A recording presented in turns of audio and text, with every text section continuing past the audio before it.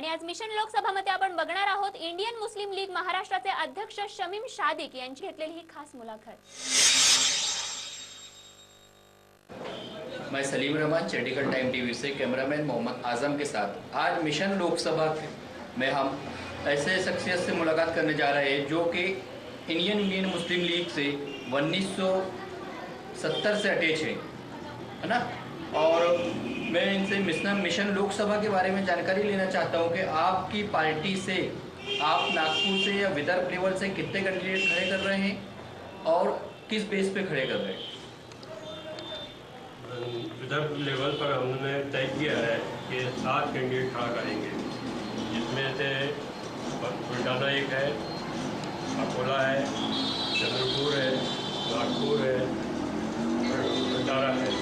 इसके अलावा मराठवाड़ा से 2 कैंडिडेट का ऐलान किया गया है, नांदेड़ और हिंगोली से।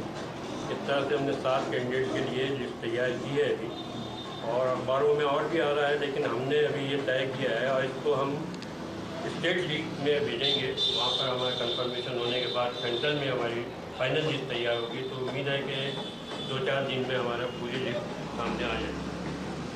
जैसा कि आपने बताया 2-4 दिन पे आपकी पूरी लिस्ट ऊपर होगी और 1948 से ये है, तो ये इसका पॉपुलर नहीं होने का रीज़न क्या रहा?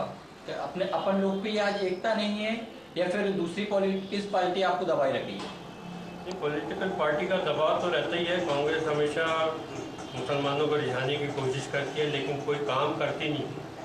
मुस्लिम लीग हमेशा मुसलमानों के और दूसरी अक़लियतों को लेकर अपना नजरलाइन बनाया हुआ है और काम करके आई है।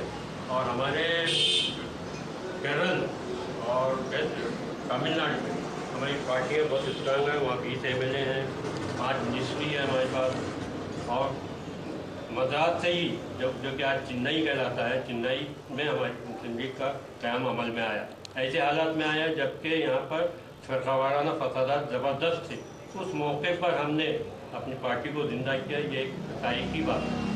आज भी हमारा परचम उसी नाम से रजिस्टर्ड हुआ है।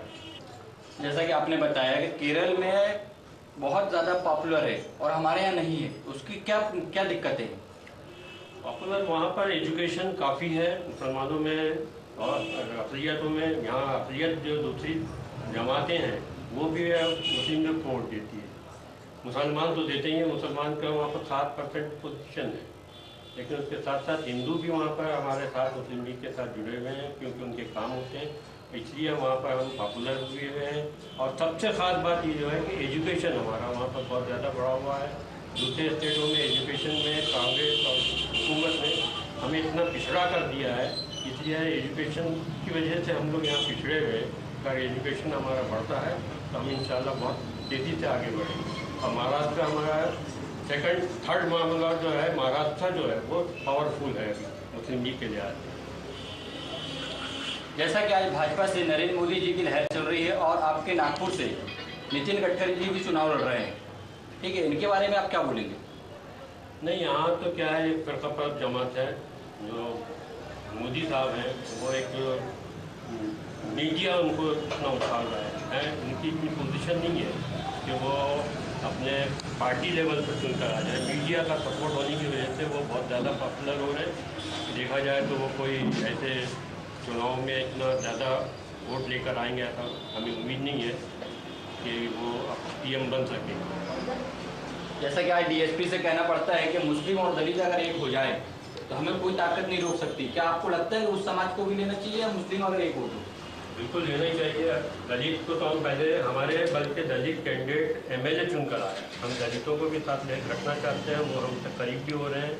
और हमारे करीब होने के बाद वो हो सकता है कि हम मिलकर आगे कुछ सालों में, हो सकता है 2030 में तक हम अपने इतने मुत्तहिद हो जाएंगे कि हम अपनी हुकूमत सेंट्रल में कायम कर सकें। ये तो मिशन लोकसभा आप सुन रहे थे सादिक साहब को और शमीम सादिक साहब को सुन रहे थे।